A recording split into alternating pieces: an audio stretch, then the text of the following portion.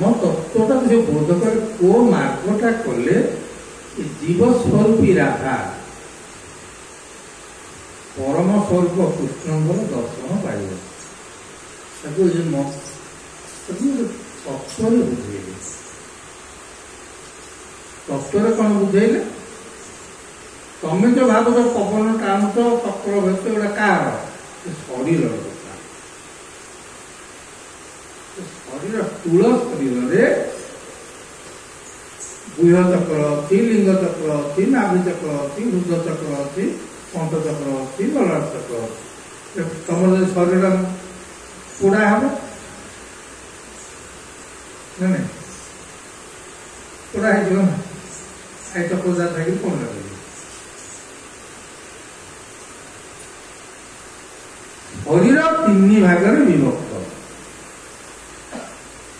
गोटे हूँ स्थूल शरीर देह बोली कह पंच उत्सव देह भितर गोटे देही अच्छे शरीर भितर गोटे आत्मा रही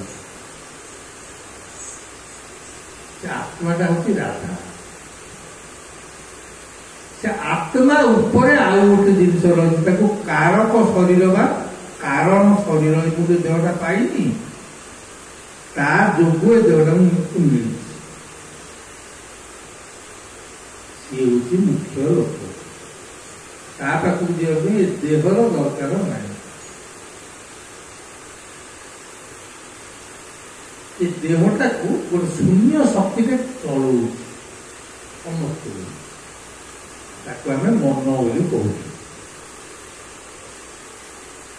मोर मन है कौन अमुक खाई मो मन है से करी मो मन है या करी मो मन है जहाँ कर आयत्त करने कार क्षमता ना किंतु वश्यभूत कर क्षमता गुरु पाखे गुरु कृपा हेले से मन आयत्त हम मन बोली जहाँ तुम कौच महापुरुष अष्टांग सप्तांग तत्व बुझे सप्त मातृका अष्ट शक्ति नहीं साधन प्रणाली की बुझे रास भर को लिखिं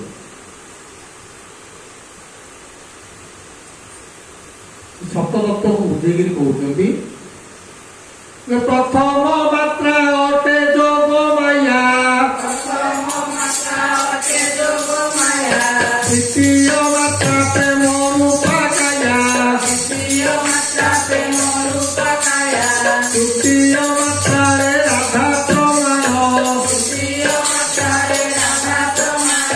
चतुर्थ मात्रा श्रीकृष्ण नाम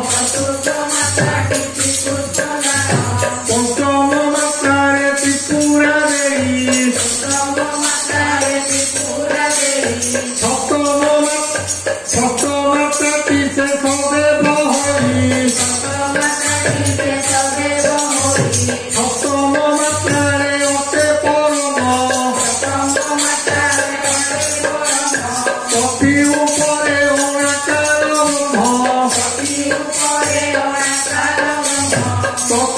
कही देऊ शिष्य पति पारई आपणे तरी गुरु पुतारई अतुतरा ससे पद धइला अतुतरा ससे पद धइला एकाक्षर तत्व याकु कहिला महापुरुष अच्युतानंद ये सब जिन को शास्त्र ना तो बही बुझे मिल से समय बुला बुली कौन था महापुरुष